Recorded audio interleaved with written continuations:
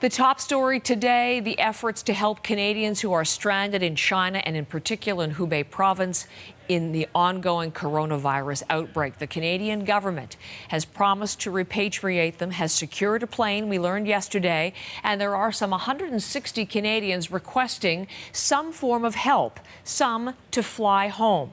Omar Al-Ghabra, parliamentary secretary to the foreign minister, François-Philippe Champagne, said on Power and Politics yesterday that citizens and permanent residents will be on that plane. That's what he told Vashi Kapelis. Let's listen to that.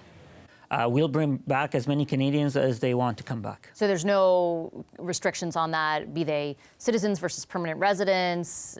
You know, whoever wants to come back is coming back? Well, right now, the number we have is 160 Canadians. I have not heard of any permanent residents who's been asking for help as well, but we certainly will examine the option and I suspect we will offer them the same help.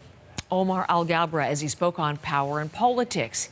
That's the vision and the version of him and also of the government to this point. But as you're about to hear, Canadians who are in China are getting a very different account and hearing a very different story.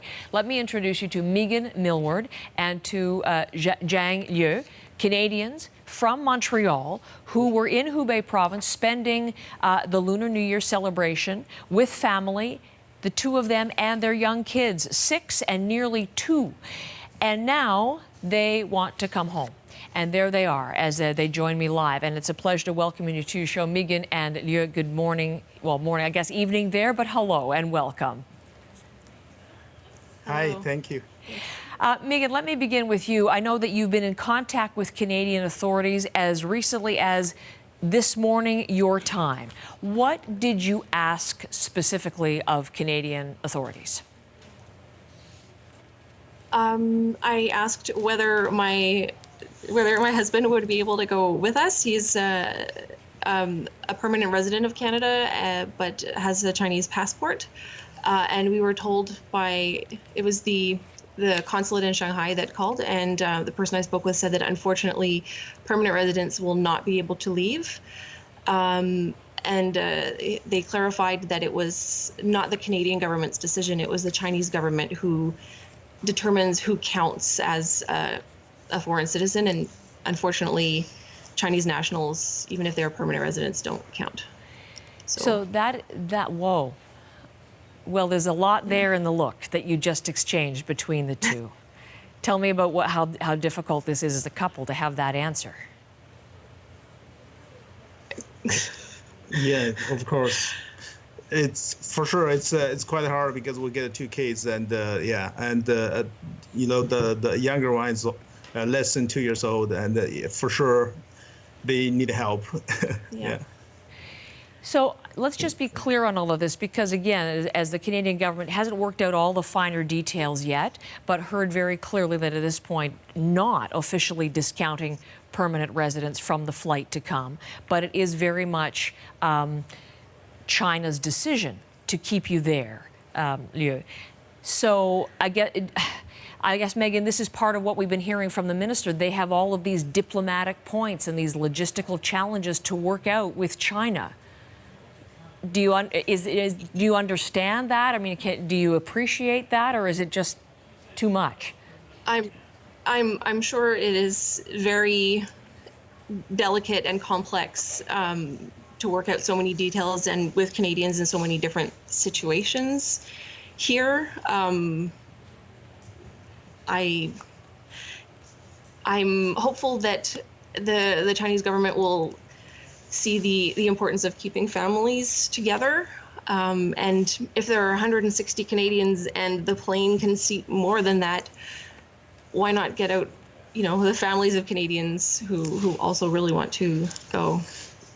I'm not sure why the Chinese government don't let, you know, the PR people go. I just not sure why, because the Chinese probably hope more people can go out for, you know, so they can cure more Yeah, they have fewer potential infected people to deal with that way. Yeah, sure. So I just we don't hear from the Chinese government about the permanent resident cannot go. So I'm not sure it's really which side.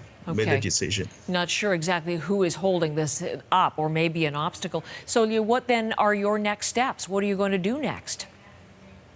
So it's quite hard for us to move around because even right now we are like around 100 kilometers away from the Wuhan city, and there are many roadblocks, and basically there's no way to drive the car without the permit of the government or so only people the people who have the permissions can drive on the road. So basically we're stuck here. Yeah, the consular official in Shanghai also mentioned, they asked if we had a way of getting to Wuhan in the event that a plane is confirmed. And there's a car that we have access to, and they said that generally, if you show the flight manifest with your name on it to the officials who are at the blockades, they will let you through, but generally doesn't mean always. But if he were to drive us to the city, and I hope it's not him who does it, he wouldn't necessarily be allowed to get back here, and then he would be stuck in the city rather than stuck out here where there are fewer people and it's comparatively slightly safer. So we would really love some help from the Canadian government to get a car. At least 3 of us, but ideally 4 of us, to the airport. So many, there's no good decision here, no easy decision. And in all of this as you go on, but you, Megan, until this is all sorted out, you may face a difficult decision to come home with your 2 children and leave your husband there. What are you thinking about that? I would like it to work out so that all 4 of us can go, but because of the unavailability of medical support here, if there's a way to get the kids out, we have to do it. Like, even if they don't come down with coronavirus, if they come down with anything that needs like medical assistance or hospital visits, forget it. Like, we're stuck in the countryside, and in any case, the hospitals in the city are like way beyond capacity. Yes, overloaded for sure. Yeah. Yes, we've seen incredible pictures of that, dealing with all of these cases. Let me ask you, because part of what they're working out, we understand in Ottawa, is what will happen when that plane does eventually get back to Canada, people on board.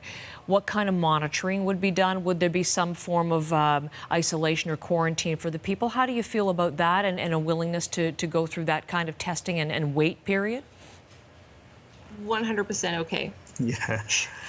As long as there is some clear end date at which we can return to our home, we're willing to stay in quarantine in the middle of nowhere, undergo tests. It's fine. Of course, we don't want to get other Canadians get infected for sure. We understand for sure about that. Mm-hmm. It is a concern for Canadians, of course, but also concern for fellow Canadians in a difficult predicament, as is yours. We're going to stay in touch with you both. Thank you for the time this morning and explaining your situation. And we'll certainly be getting, we wouldn't certainly, but we would expect new information coming out of Ottawa on this, and hopefully it's helpful in your situation. Thanks a lot, Megan, and also to you, Liu. Appreciate it both.